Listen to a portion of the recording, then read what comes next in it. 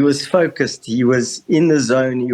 This was what he wanted all his life, and he wanted to prove it. And honestly, he was in top shape. And anyone who saw him sparring at the gym, he would train, spar, do heavy training, run in the evenings. He made his weight the day before, even a week before he was on his weight, which was not normal. Normally, he used to battle at super bantam where he had to lose 3 kilos, 5 kilos.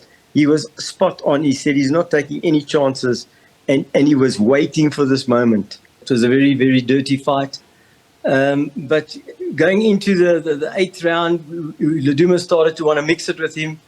And Pumzi and Colin said to him, Guy, you got to just box him. He wants you to mix it with him. Don't mix it with him.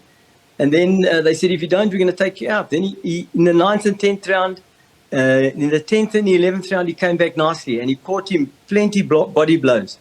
And then in the last round, he was holding Ludumo against the ropes, and he was taking advantage and hitting him, and the ref was doing nothing about it. So we decided to throw the towel in, which we did. He then turned, the ref stopped the fight, he came to the corner, and as he came to the corner, he sat down and he said, why did they stop the fight? And after that, he then just collapsed after that. It wasn't from a blow that he received at that point, and he never fell where the ref stopped the fight. He walked to the corner and we thought, oh, well, it was a hard fight. He did his best. He didn't disgrace us. He carried the flag. And then he collapsed in the corner, and the paramedics were in there within minutes.